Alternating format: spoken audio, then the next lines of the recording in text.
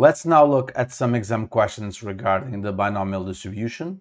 The first one is this one. This is from a spring 2014, paper 61, question 3. It starts by asking you to state the three conditions which must be satisfied for a situation to be modeled by a binomial distribution. You should know these by heart. I wrote the 4 of them. The trials are on random samples. There are only 2 possible outcomes. Both outcomes have fixed probabilities, and the probabilities don't change from trial to trial. Okay? If these 4 things are there, then you can use the binomial distribution.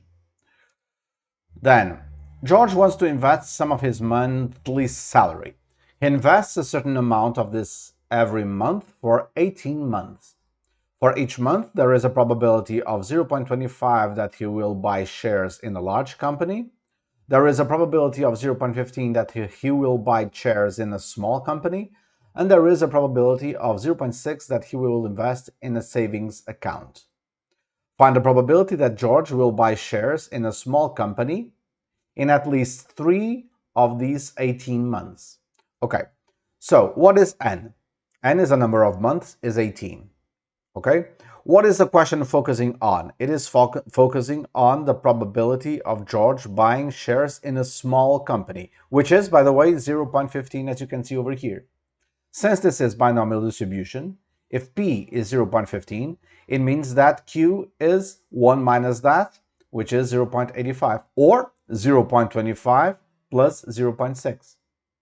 So you have N, you have P, you have Q, and this P relates to what? Relates to the number of months in which George is going to buy shares in a small company out of the 18.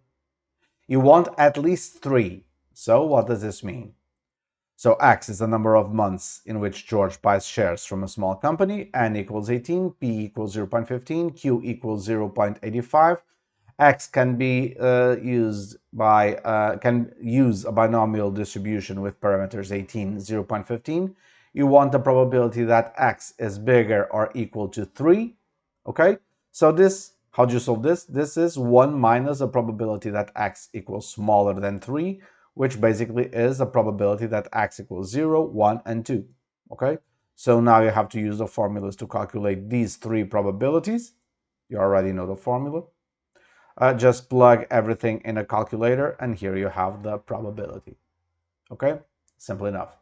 Let's look at another one. This is from a spring 2011, paper 61, and it's question 1.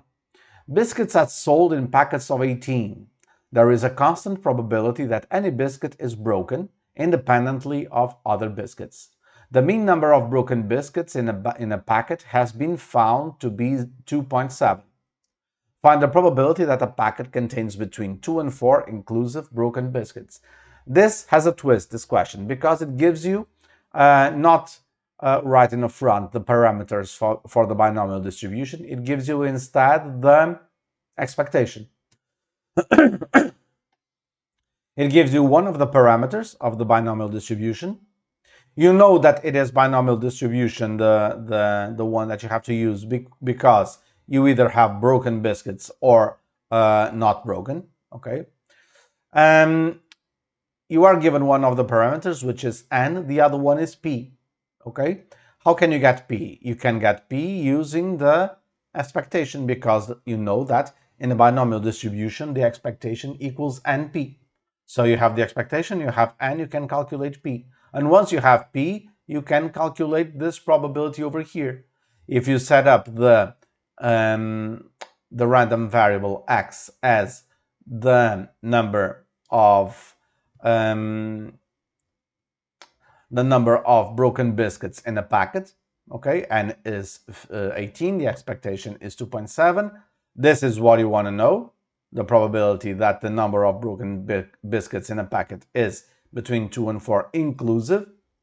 We first need to get p, okay, and p equals the expectation divided by n, so it's 0.15. Now I have everything needed for to set up the binomial distribution. The probability that x is in between 2 and 4 inclusive corresponds to the probability that x equals 2, 3, and 4. Now apply the formula for the binomial distribution, plug everything in a calculator, and voila, you have the result. Last question. This is from spring 2012, paper 61, and it's question 4. In a certain mountainous region in winter, let me just put this bigger. This is not what I want. Yeah. In a certain mountainous region in winter, the probability of more than 20 centimeters of snow falling on any particular day is 0.21. Find the probability that in any 7-day period in winter, fewer than 5 days have more than 20 centimeters of snow falling.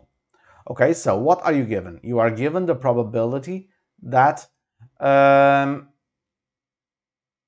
you have more than 20 centimeters of snow falling on any particular day. And you want to calculate the number of days. So this means what? This means that the random variable that you are going to use is a number of days with more than 20 centimeters of snow falling. And what you are being asked is a probability that x is smaller than 5. N is 7, is a 7-day period.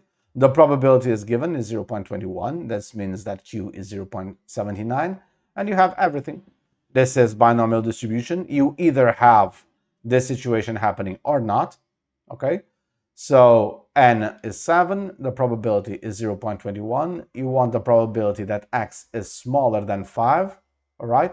So this corresponds to 1 minus the probability that X, let me check here one thing.